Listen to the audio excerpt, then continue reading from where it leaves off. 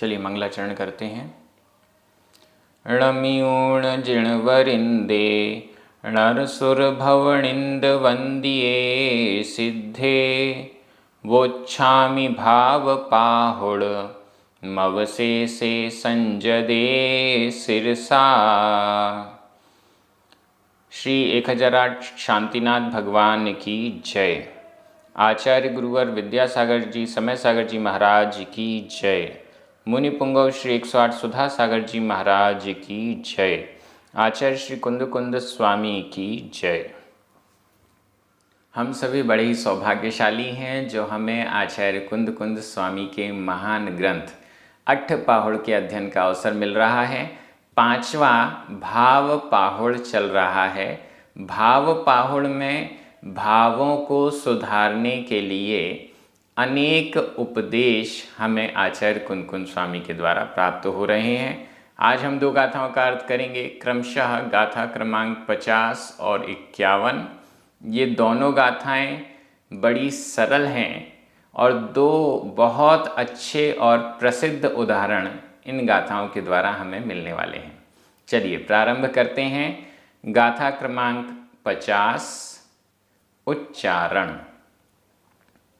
अवरो अवरो वि वि। दव्व सवणो दव्व सवणो। दंसण दंसण। वर णाण णाण। चरण चरण। पभट्ठो आधा ब भ। पभट्ठो आधा ट और ठ। दंसण वर्णाण चरण पभट्ठो।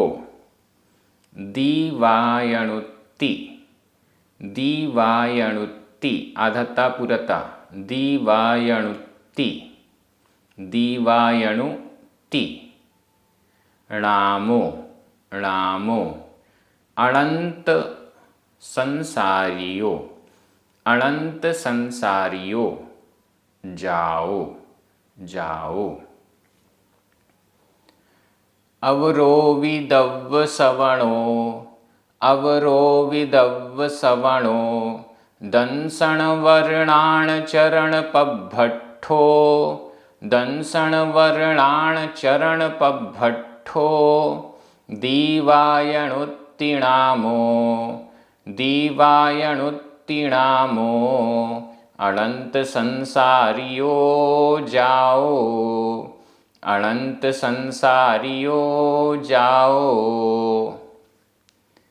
बड़ी अच्छी गाथा है, एकदम सरल है। अवरो वि दव्व सवणो। अवरो अपर, अन्य दूसरा। अवरो अपर एक और अन्य दूसरा। वि भी। दव्व सवणो द्रव्य श्रमण एक दूसरे भी द्रव्य श्रमण हुए, एक दूसरा भी द्रव्य श्रमण हुआ। यहाँ पर एक वचन है इसलिए हुआ कह रहे हैं, आदर के अर्थ में अपन हुए कह रहे हैं। एक दूसरे भी द्रव्य श्रमण हुए। द्रव्य श्रमण द्रव्य लिंग के धारी, भाव लिंग से रहित। एक दूसरे भी द्रव्य श्रमण हुए। द्रव्य लिंग के धारी, भाव लिंग से रहित, ऐसे द्रव्य श्रमण हुए। क्या नाम है उनका? नीचे लिखा हुआ है। दीवायणुत्ति द्विपायन। दीवायण द्विपायन। द्विपायन ति इति। द्विपायन इति इस प्रकार नामो नाम वाला। नामो नाम वाला। द्विपायन इस नाम वाला। अवरोवी अवर अपर दूसरा, वि भी दूसरा भी। दव्व सवणो द्रव्य श्रमण हुआ, जो दंसण वर्णाण चरण पभट्ठो। दंसण दर्शन, वर श्रेष्ठ, णाण यानी ज्ञान, सम्यक दर्शन, वर्णाण उत्तम ज्ञान, श्रेष्ठ ज्ञान, सम्यक ज्ञान, चरण चारित्र, सम्यक चारित्र, इनसे पभट्ठो पब्भट्ठो प्रभ्रष्ट, अच्छी प्रकार से भ्रष्ट। सम्यक दर्शन, सम्यक ज्ञान और सम्यक चारित्र से जो अच्छी प्रकार से भ्रष्ट था, भ्रष्ट हुआ, और अनंत संसारियों, अनंत संसारी, अनंत संसारियों, अनंत संसारी, जाओ हुआ, जाओ हुआ। एक दूसरे द्विपायन नाम के भी द्रव्य श्रमण हुए, जो दर्शन, ज्ञान और चारित्र से भ्रष्ट और अनंत संसारी हुए। पहले तो सम्यक दर्शन, सम्यक ज्ञान, सम्यक चारित्र, ये रत्नत्रय उनके पास था, लेकिन बाद में घटना घटित हुई, उनका सम्यक दर्शन, ज्ञान और चारित्र समाप्त हो गया, वे अनंत संसारी हो गए। यहाँ गाथा एकदम क्लियर है, सरल है, कोई भी शब्द कठिन नहीं है। द्विपायन इस नाम वाले अन्य भी दूसरे द्रव्य श्रमण हुए, जो दर्शन, ज्ञान और चारित्र से भ्रष्ट हुए और अनंत संसारी हुए। यहाँ पब्भट्ठो और जाओ ये दोनों ही भूतकालिक कृदंत के प्रयोग हैं। अब द्विपायन मुनि की कथा सुन लीजिए। वैसे तो आप सभी को द्विपायन मुनि की कथा कई बार आपने पढ़ी होगी। शॉर्ट में द्विपायन मुनि की कथा आपके सामने आ रही है। नेमिनाथ भगवान, नेमिनाथ भगवान के समव शरण में बलभद्र, श्री कृष्ण के भाई बलभद्र पूछते हैं कि हे भगवान, यह जो द्वारिका नगरी है, यह समुद्र में वापस चली जाएगी या हमेशा बनी रहेगी, कभी नष्ट तो नहीं होएगी? ऐसा प्रश्न पूछा, जिज्ञासा हुई मन में। नेमिनाथ भगवान की दिव्य ध्वनि खिरी और दिव्य ध्वनि के माध्यम से उत्तर मिला कि यह नगरी 12 वर्ष बाद द्विपायन नामक, द्विपायन के द्वारा, द्विपायन इनके बलभद्र के ही कोई रिश्तेदार या उसी वंश के, द्विपायन के द्वारा भस्म कर दी जाएगी, पूर्ण रूप से भस्म कर दी जाएगी। और उसी समय जरत कुमार के द्वारा कृष्ण का वध या मरण हो जाएगा। ये बातें नेमिनाथ भगवान के दिव्य ध्वनि के द्वारा सबको ज्ञात हुई। अब द्विपायन जो उस समय राजकुमार थे, उन्होंने सोचा कि मेरे कारण ये काम होगा तो नहीं होना चाहिए। ऐसा सोचकर उन्होंने दीक्षा ले ली और 12 वर्ष के लिए तप करने चले गए। जो जरत कुमार थे, उन्होंने भी सोचा मेरे कारण कृष्ण का वध होगा, यह सोचकर वो जंगलों में चले गए और उन्होंने भी जंगल में रहकर अपना समय व्यतीत करने का विचार किया कि मुझे श्री कृष्ण का मरण में निमित्त बनूंगा, तो मुझे ऐसा नहीं करना है। दोनों अलग अलग चले गए। द्विपायन मुनि ने 12 वर्ष तक बहुत तप किया, काउंटिंग में मिस्टेक हो गई।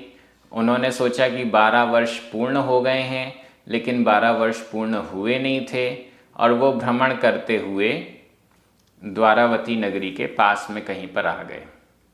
यहाँ पर यह भी कहा गया था कि शराब के निमित्त से, मद्य के निमित्त से ये द्वारावती नगरी का दहन होगा।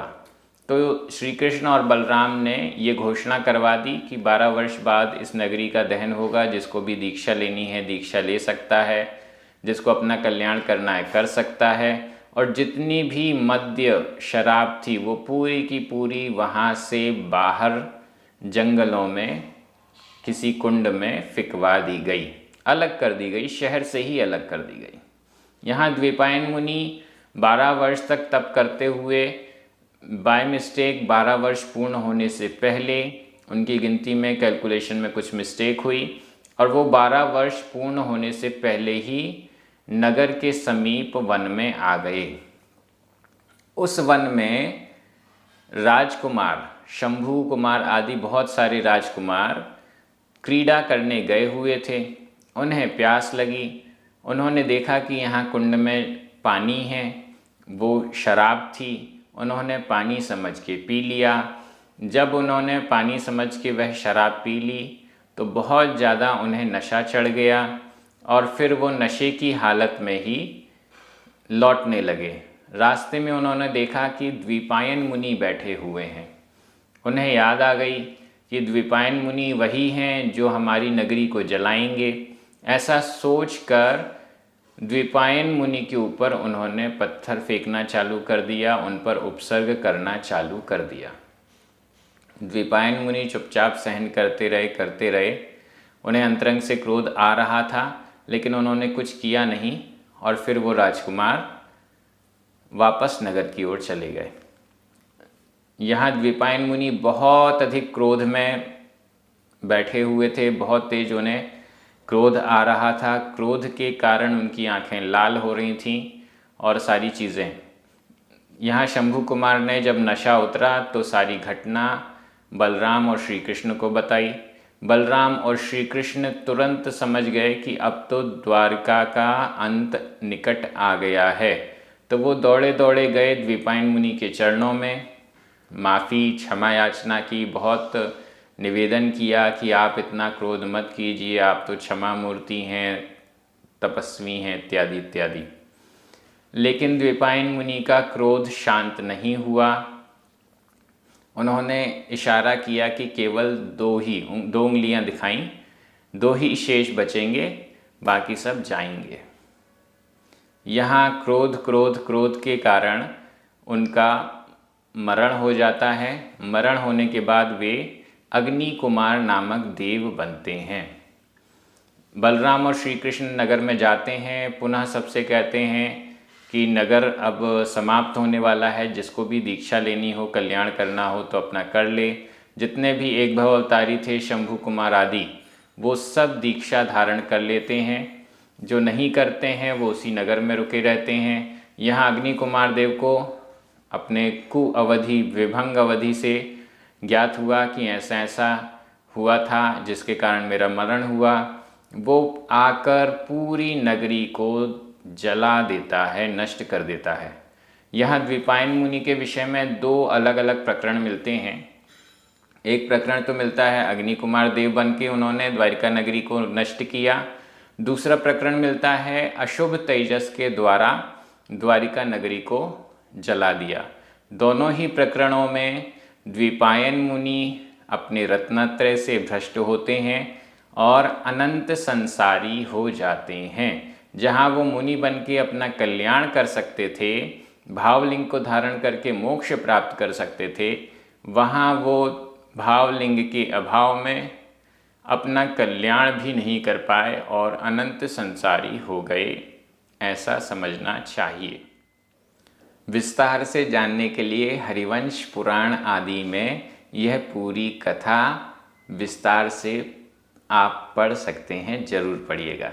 यहाँ पर गाथा एकदम क्लियर है व्याकरण की दृष्टि से। अवरो दव्व सवणो दंसण वर्णाण चरण पभट्ठो दीवायणु अणामो अनंत संसारियो जाओ। ये सारे के सारे शब्द प्रथमा विभक्ति के एक वचन हैं।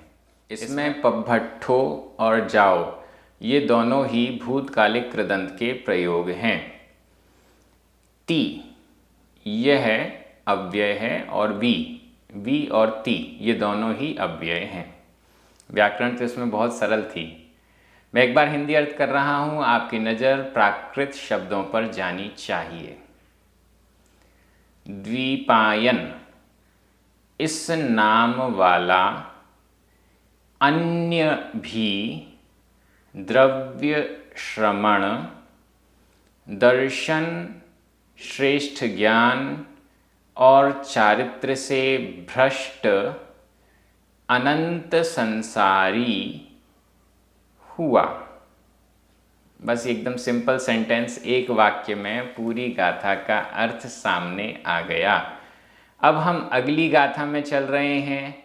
जो भाव श्रवण थे उनका क्या हुआ, बहुत अच्छा उदाहरण आने वाला है। गाथा क्रमांक 51 उच्चारण। भाव सवणो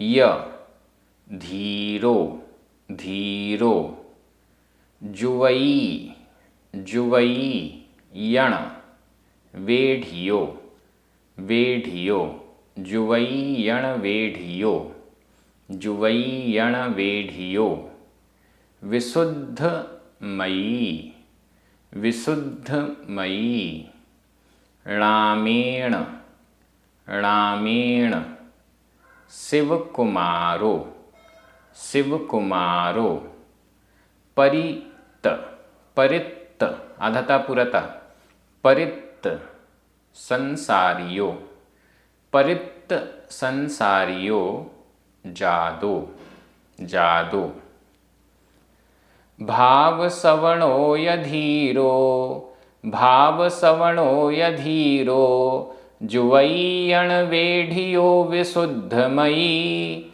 जुवैयण वेढ़ियो विशुद्धमयी, रामेण शिवकुमारो, रामेण शिवकुमारो, परित संसारियो जादो, परित संसारियो जादो। गाथा एकदम सरल है। पिछली गाथा और इस गाथा दोनों का तुलनात्मक अध्ययन कीजिए, दोनों विपरीत हैं। वहाँ द्रव्य श्रवण की बात की गई, यहाँ भाव श्रवण की बात है। वहाँ पर अनंत संसारी होना बताया गया, यहाँ पर परित संसारी यानी संसार को खत्म करने वाला, लिमिटेड करने वाला बताया गया।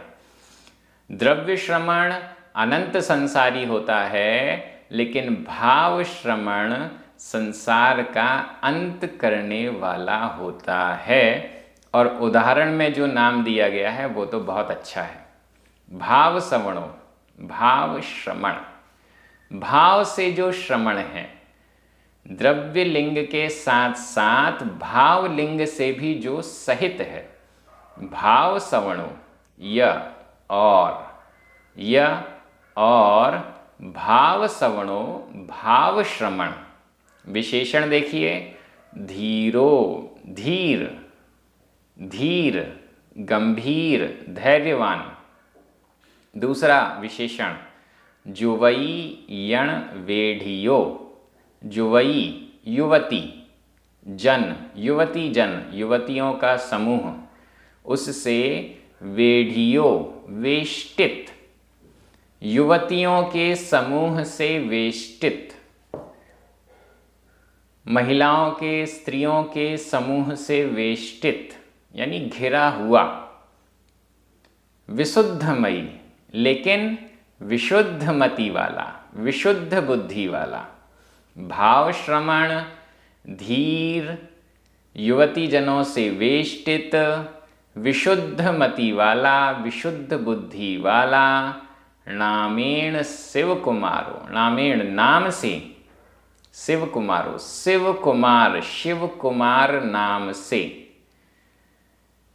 जो व्यक्ति था वह परित संसारियो, परित, परीत संसारियो, ऐसा संसारी जिसने अपने संसार की अवधि को लिमिटेड कर दिया है, समाप्त कर दिया है, ऐसा जादो हुआ, परित संसारी हुआ। शिव कुमार नाम से धीर, विशुद्ध मति वाला, युवती जनों से वेष्टित ऐसा भाव श्रवण, परित संसारी, संसार का अंत करने वाला जादो हुआ। गाथा का अर्थ तो एकदम क्लियर है। एक वाक्य में ही कहा जाए तो शिव कुमार जो कि युवती जनों से वेष्टित थे, इसका मतलब है उनकी बहुत सारी रानियां थीं, बहुत भोग था, इसके बावजूद वो मुनि बने, भावलिंग के धारी हुए, भाव श्रवण हुए और उन्होंने अपने संसार को समाप्त कर दिया, मोक्ष प्राप्त किया। ये शिव कुमार कौन थे? शिव कुमार ही आगे चलकर अंतिम अनुबद्ध केवली जम्बू स्वामी हुए। जम्बू स्वामी अपने पूर्व भव में शिव कुमार नामक मुनि थे, अत्यंत विरक्त थे। राजकुमार राजा होते हुए भी इतनी राजकुमारियां रानियां उनकी थीं, इसके बावजूद वो विरक्त हुए। उन्होंने मुनि दीक्षा धारण की और उसके बाद वो स्वर्ग में गए। स्वर्ग में भी उनकी देवियां थीं, उन देवियों से अनुरक्त रहे और उसके बाद फिर जम्बू स्वामी बने। कथा कैसी है? कथा सबको आपको पता होगी। जम्बू स्वामी चरित्र पढ़िए या महावीर पुराण पढ़िए, वहाँ पर आपको जम्बू स्वामी की कथा मिलेगी। आप सभी ने वो कथा पढ़ी भी होगी और आपको याद भी होगी। थोड़ी सी मैं आपको याद दिला देता हूँ। जम्बू स्वामी, यहाँ महावीर भगवान का समवशरण लगा हुआ है। गौतम गणधर वहाँ पर विराजमान हैं और महावीर भगवान से जिज्ञासाएं कर रहे हैं। तभी एक देव आता है अपनी देवियों के साथ, भगवान को नमस्कार इत्यादि करता है। वहाँ पर उस देव को देखकर प्रश्न होता है कि ये आगे चल के अपना कल्याण करेगा कि नहीं, इतनी देवियों के साथ आया है, कैसे इसका कल्याण होगा। तो फिर बताया गया कि यह तो अंतिम अनुबद्ध केवली होने वाला है, जम्बू स्वामी नाम से।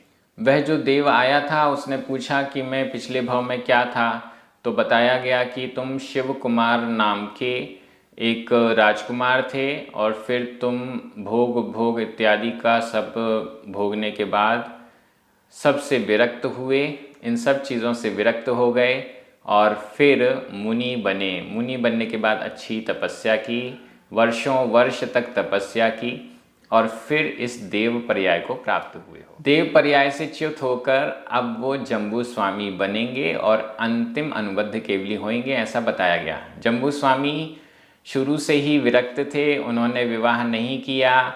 उनके माता पिता आदि सब चाहते थे, उनके कुटुंबीजन चाहते थे कि विवाह हो। वे विरक्त होकर राजा श्रेणिक के साथ एक बार आए, विरक्त हो गए, दीक्षा के भाव हो गए। परिवारजनों ने कहा कि अभी हम आपको दीक्षा नहीं लेने देंगे। माता ने कहा कि आप पहले विवाह करो, अगर एक दिन विवाह करो, एक रात तक पूरे विवाहित होकर रहो, अगले दिन सुबह अगर दीक्षा लेने के भाव हों तो दीक्षा ले लेना। यहाँ 4 कन्याओं से उनका विवाह कराया गया। ये 4 वही कन्याएं थीं जो उनके साथ पूर्व में देवी की पर्याय में थीं। उन 4 कन्याओं से विवाह कराया गया। माता ने कह दिया कि ये एक दिन बस, मतलब एक रात्रि बस आपके साथ व्यतीत करेगा, अगर ये विरक्त रागी नहीं हुआ तो ये दीक्षा ले लेंगे। ऐसा कह के ही वो विवाह कराए गए। तो उन राजकुमारियों ने भी कहा कि हम इन्हें रागी बना लेंगे।